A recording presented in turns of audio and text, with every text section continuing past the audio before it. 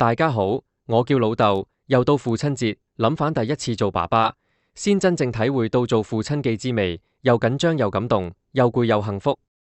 望住小朋友一天天長大，由第一次喊到第一次識叫爸爸，到而家識駁嘴駁舌，每個時刻都好珍貴。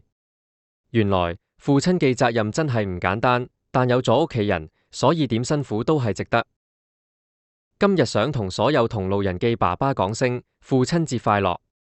大家都係超人，雖然冇披風，但會為家庭、為仔女付出一切。大家繼續努力，一齊成為最稱職嘅爸爸。其實父愛唔一定要講出口，因陪伴同堅持就已經足夠。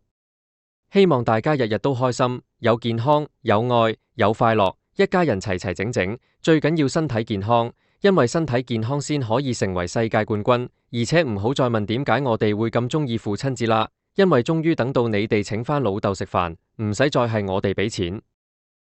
最後祝願天下父親，父親節快樂！而家俾返啲掌聲俾自己，往後繼續加油努力揾錢啦，多謝大家。